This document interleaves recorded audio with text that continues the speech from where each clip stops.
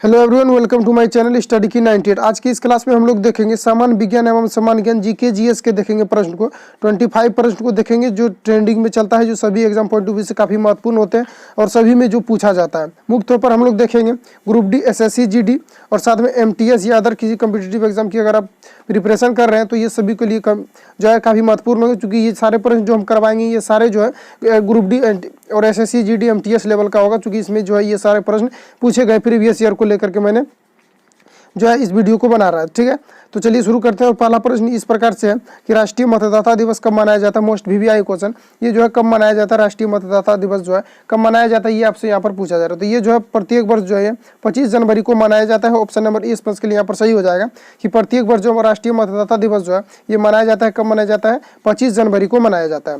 चलिए आगे बढ़ते हैं नेक्स्ट प्रश्न की ओर। 2 नंबर में है फलों के मीठे स्वाद का कारण क्या है। फल जो मीठा होता है वो किसके कारण होता है, वो आपको यहाँ पर पूछा जा रहा है। तो फल जो है ये आपका जो है फ्रुक्टोज के कारण मीठा होता है। किसके कारण? फ्रुक्टोज के कारण जो है फल में मीठा लगता है। और अगर हम बात करें कि फलों के अध्ययन को क्या कहा जाता है, जो पूछा जाता है इसके फैक्ट को, ये पूछा जाता है कि फलों के अध्ययन को क्या कहा जाता है, तो इसको पोमोलॉजी कहा जाता है। क्या कहा जाता है? पोमोलॉजी इसको कहा जाता है। इसको पोमोलॉजी भी कहा जाता है। ठीक है, तो इसको जो है पोमोलॉजी कहा जाता है, इसको भी आपको ध्यान में रखना है। नेक्स्ट प्रश्न देखिए इस प्रकार से, कपड़ों में पर जंग लगने के दाग को किसके द्वारा हटाया जाता है। तो कपड़ों पर जब जंग लग जाता है, यानी कहने का मतलब है कि जब दाग धब्बे लग जाते हैं तो उसको ऑक्जेलिक अम्ल के द्वारा हटाया जाता है। अगर यहाँ पर आपको रहता लिखा हुआ रहता है अगर नींबू, तो नींबू पर आपको ठीक करना, चूंकि ऑक्जेलिक अम्ल जो है ये किस में पाया जाता है, तो ये पाया जाता है नींबू में ऑक्जेलिक अम्ल पाया जाता है। वही आपसे यहाँ पर पूछा जा रहा है कि किसके द्वारा हटाए जाते हैं कपड़ों के दाग धब्बे को, तो वो जो ऑक्जेलिक अम्ल के द्वारा हटाया जाता है। तो ऑप्शन नंबर ए इस प्रश्न के लिए यहाँ पर सही हो जाएगा।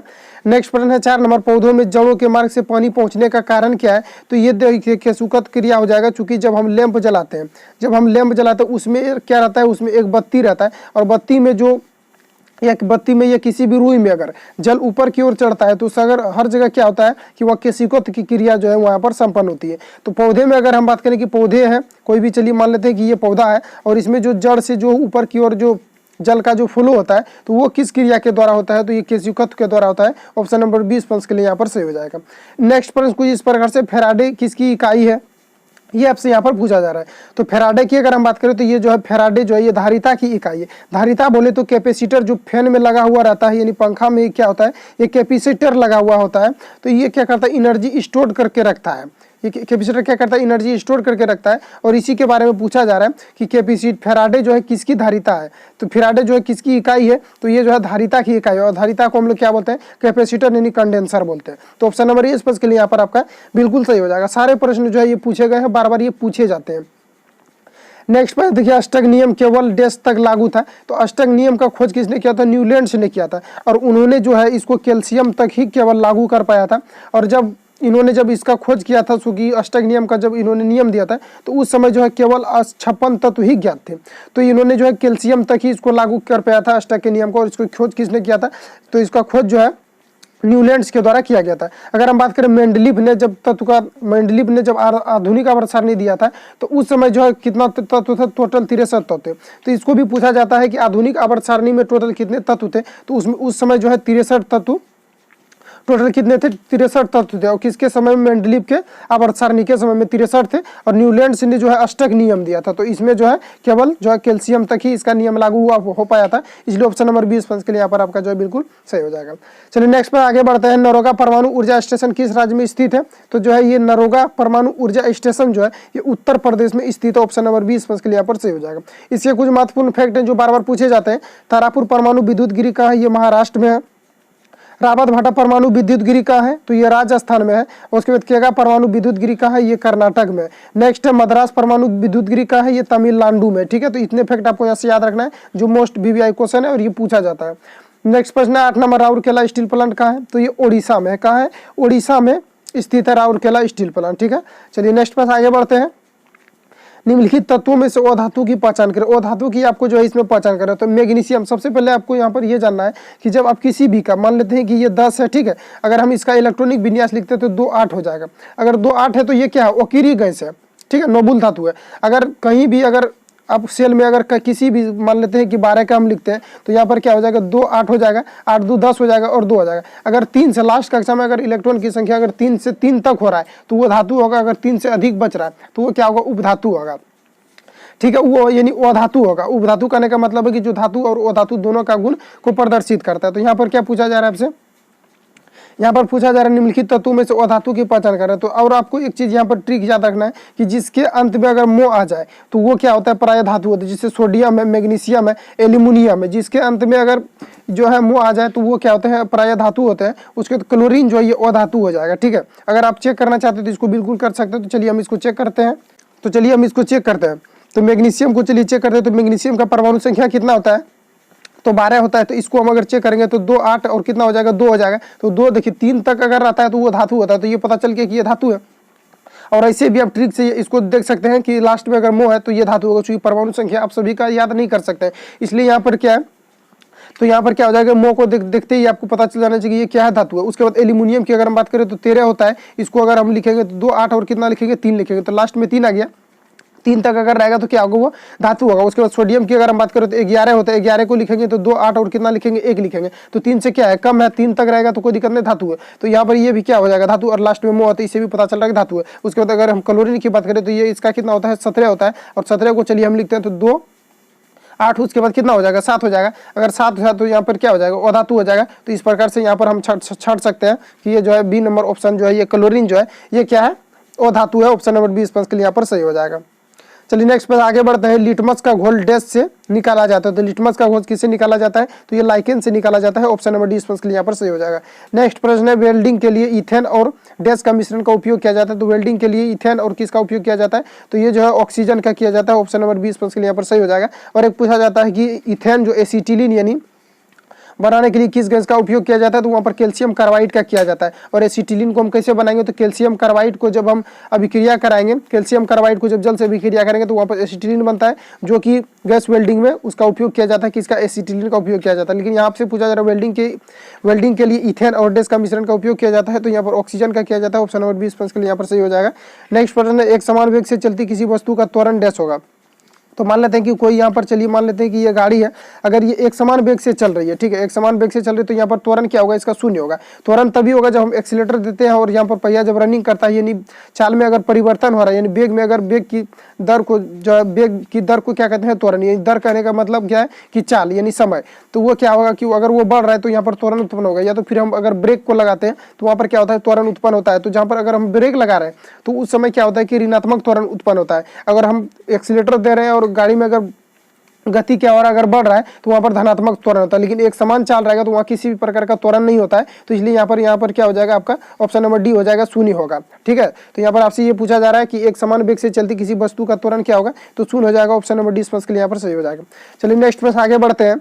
घरों, उद्योगों आदि में उपयोग की गई विद्युत को सामान्यतः व्यक्त किया जाता है। तो किसमें व्यक्त किया जाता है, घरों में जो हम बिजली को उपयोग करते हैं उसको जो है किसके द्वारा मेजर किया जाता है, तो इसको किलोवाट घंटा में मेजर किया जाता है। ऑप्शन नंबर ए के लिए यहाँ पर सही हो जाएगा। अगर उद्योग की बात करें तो उद्योग में भी वही होता है कि किलोवाट घंटा में इसको मेजर किया जाता है।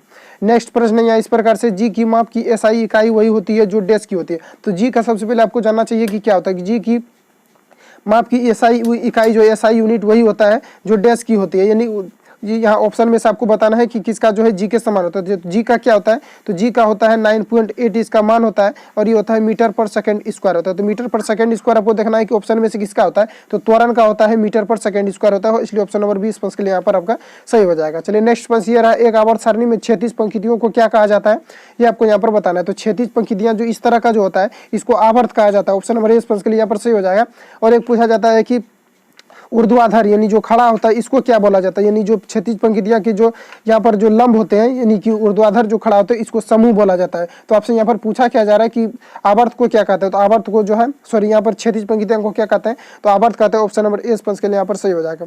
चलिए नेक्स्ट प्रश्न ये रहा, बंगाल की खाड़ी भारत के देश में स्थित है। तो बंगाल की खाड़ी जो है भारत के किस ओर जो है स्थित है, ये आपको यहाँ पर बताना है। तो ये पूर्व की ओर स्थित है। किस ओर, पूर्व की ओर स्थित है। ऑप्शन नंबर ए के लिए यहाँ पर सही है। नेक्स्ट प्रश्न है, पौधों का कौन सा हिस्सा गैसों के आदान प्रदान में सहयोग करता है। तो ये आपको यहाँ पर बताना है कि पौधों का कौन सा हिस्सा जो गैस का आदान प्रदान में सहयोग करता है, तो ये जो है कौन करता है, तो ये जो है पत्तियां करता है। पत्तियां में क्या होता है, रंध्र होते हैं जिसके द्वारा वाष्पन की क्रियाएं संपन्न होती है।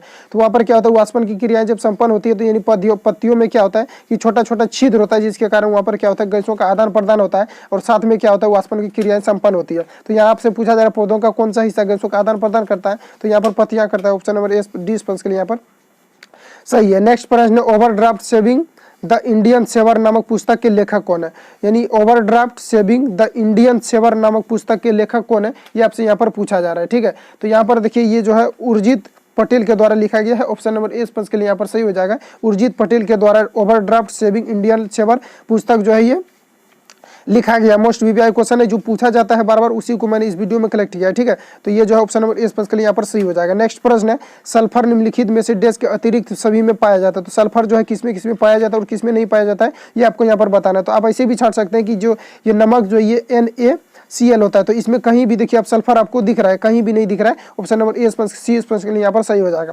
और नेक्स्ट में देखिए लहसुन दिया, इसमें भी पाया जाता है, प्याज में पाया जाता है और अंडा में जो है सल्फर की मात्राएं पाई जाती है, लेकिन नमक में किसी भी प्रकार की सल्फर की मात्राएं नहीं पाई जाती है। तो ये जो है ऑप्शन नंबर सी स्पंज के लिए यहाँ पर सही हो जाएगा। नमक की शुद्ध की बात करें तो NaCl हो जाएगा, सोडियम क्लोराइड।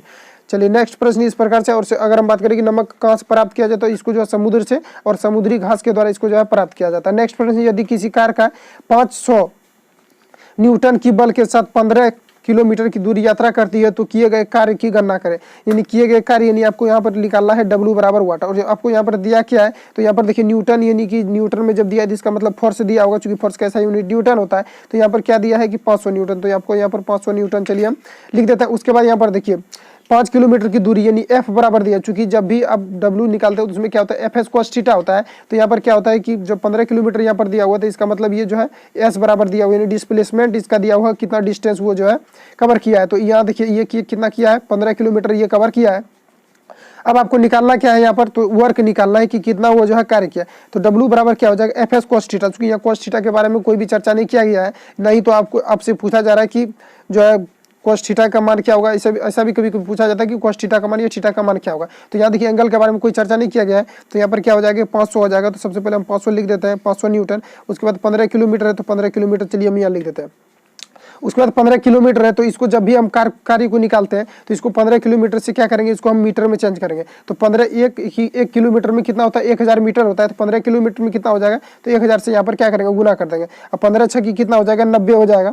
सो 15 पचे कितना हो जाएगा, 75 हो जाएगा। तो 75 यहाँ पर लिख दिया। उसके बाद 00 हो जाएगा। उसके बाद यहाँ कितना है 000, तो 000 हो जाएगा। तो यहाँ पर देखिए इस प्रकार से आंसर कहाँ है आपका, वो आपको देखना है। तो ऑप्शन नंबर सी में है correct answer. Option number C sponge के लिए आपका जो बिल्कुल राइट हो जाएगा। नेक्स्ट स्पंज आगे बढ़ते हैं।